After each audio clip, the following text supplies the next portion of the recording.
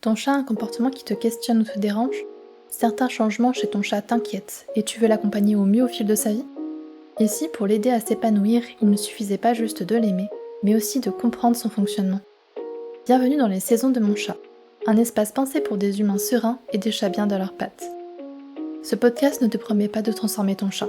Je n'ai pas de recette miracle pour faire de lui un compagnon idéal pour toi. Mais je peux t'aider à devenir ce compagnon idéal pour lui. Ici, je t'invite à ralentir et à observer pour entrer dans son univers, son rythme, ses besoins, ses émotions et ses limites. Que tu sois en pleine adoption, au cœur d'une crise ou face au vieillissement de ton chat, tu trouveras ici des repères et des ressources pour vivre au mieux chaque étape, chaque saison de sa vie. Je m'appelle Morgane, comportementaliste spécialiste du chat et cat-sitter, mais surtout médiatrice de liens entre l'humain et le chat. J'accompagne celles et ceux qui veulent retrouver ou créer une relation durable et épanouie avec leur chat, en respectant les besoins de chacun.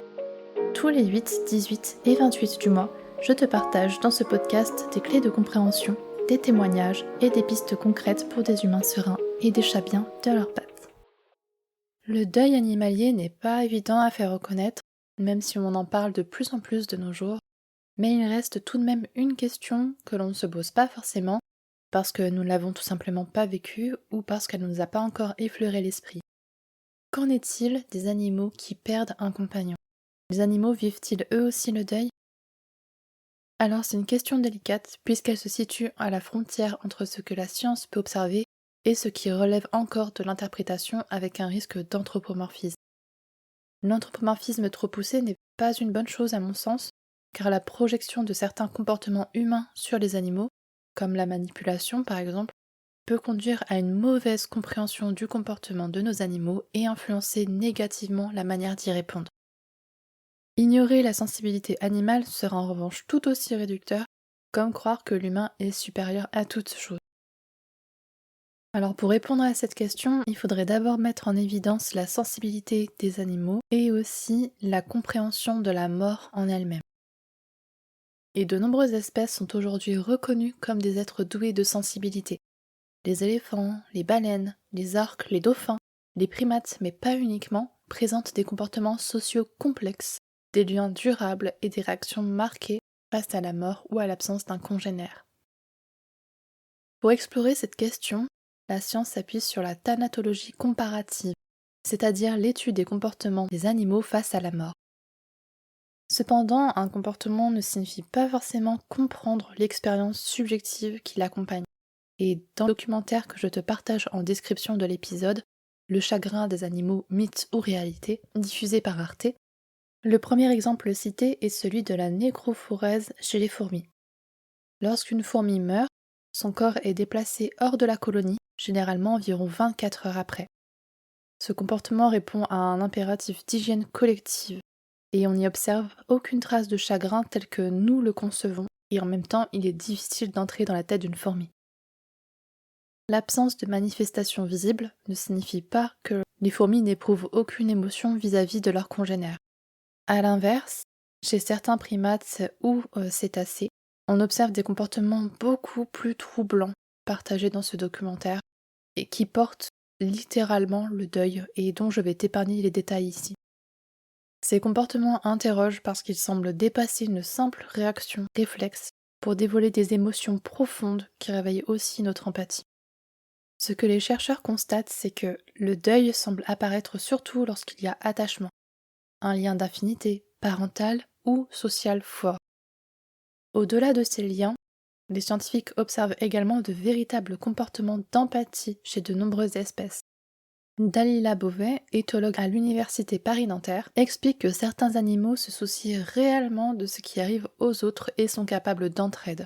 Ce ne sont pas des anecdotes isolées, mais des compétences mises en évidence par des protocoles expérimentaux. Et l'une de ces expériences concerne des rats. Dans ce protocole, un rat peut accéder librement à une friandise, tandis qu'un autre est coincé dans un enclos. De manière répétée, le rat libre choisit alors de libérer son congénère avant de manger, et cela même sans récompense supplémentaire. Même sans aucune récompense à la clé, le comportement d'entraide persiste. On observe également des comportements comme la thanatose chez certaines espèces sauvages qui feignent la mort pour protéger leurs petits face à un prédateur. Cela peut laisser supposer une forme de compréhension de la mort comme un état distinct de celui du vivant. Mais là encore, il est impossible d'estimer la profondeur de l'expérience vécue. La perception qu'ont les animaux sauvages du monde qui nous entoure reste différente. Odeurs, sons, couleurs, signaux que nous ne percevons pas ou différemment. Et cette différence rend l'interprétation encore plus complexe, même si beaucoup d'éléments laissent à penser qu'ils ressentent et portent des émotions lors de la perte d'un congénère apparenté ou non. Chez nos animaux domestiques, cette question se pose avec une intensité particulière parce que leur quotidien est étroitement lié au nôtre et qu'ils font partie de notre famille, que nous les connaissons personnellement. Alors même si le parallèle n'est pas d'une intensité comparable, je voulais te faire relever ce que tu as peut-être déjà observé lors d'une absence prolongée ou d'une perte. Un stress visible, des marquages urinaires, un logement mis sans dessus-dessous, ou encore un animal très en demande d'attention avec parfois beaucoup de vocalises. Ces réactions vis-à-vis d'une absence ne signifient pas une compréhension consciente de la mort, mais elles témoignent d'un déséquilibre émotionnel et d'une perte de repères. Certains animaux face à un congénère malade vont l'éviter, tandis que d'autres, au contraire, se montrent plus protecteurs. D'une certaine manière, ils semblent sentir la mort. Encore une fois, il est impossible d'affirmer avec certitude qu'ils comprennent ce que cela implique, ni que l'absence sera définitive. Et cette confusion, nous la vivons aussi. Les premiers temps, il est fréquent d'avoir l'impression de voir, d'entendre et de sentir l'être disparu, car ce sont des habitudes, des automatismes, des repères qui s'arrêtent brutalement. Et c'est particulièrement déstabilisant. Tu as peut-être déjà vécu quelque chose de similaire lorsque ton animal a été hospitalisé pendant un certain temps.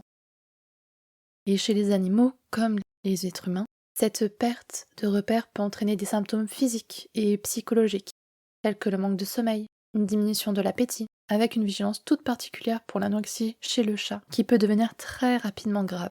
Une baisse aussi de la sociabilité, une anxiété marquée avec mise à l'écart, des léchages compulsifs, etc. J'ai malheureusement pu le constater par moi-même il y a des années de cela et eu des retours similaires de personnes concernées à qui j'envoie tout mon soutien.